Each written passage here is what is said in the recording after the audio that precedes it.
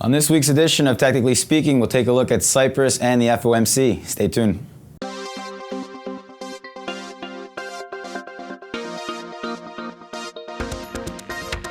Jim, thanks for joining me. Hello, Alex. Good to be with you today. So, Jim, Cyprus started off the week with a bang. Markets weren't really expecting this move with the bank levy. What effect is this going to have on gold? We came in on Monday morning with that surprise news coming out of Cyprus and the uncertainty and the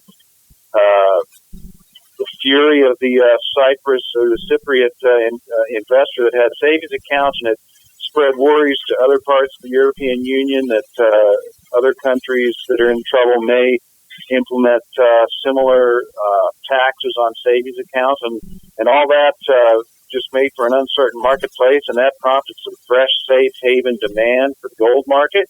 We've also seen the near-term technical posture for gold improve this week, and that's inviting some speculative buying interest also.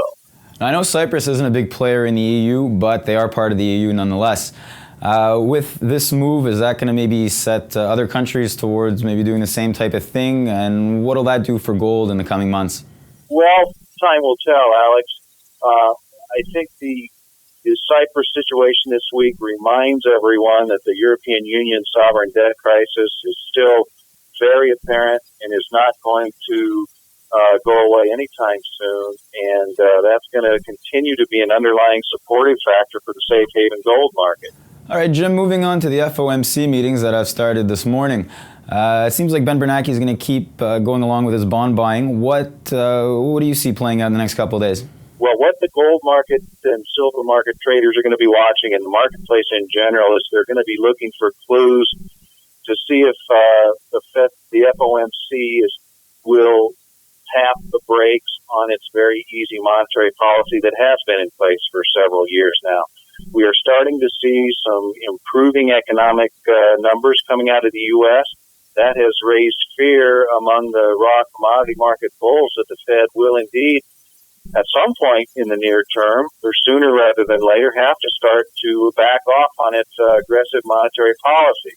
That, if the Fed does indicate such, it's going to be at least initially bearish for the commodity markets and probably bullish for the U.S. dollar.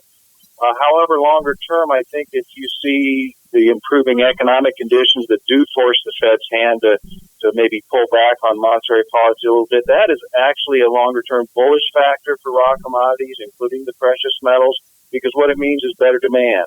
All right, wrapping up, Jim, we'll take a look at your Wyckoff market ratings for gold and silver this week. Well, we're giving the gold market a 4.5 rating, Alex, on a near-term basis. That is slightly bearish just because we have seen an improving technical posture this week, but the bulls still have some more heavy lifting to do in the near term to suggest a price uptrend can be sustained.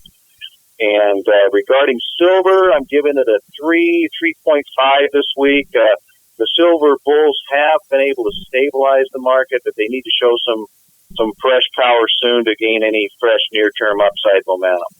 Excellent, Jim. As always, it's a pleasure talking to you. All right, Alex.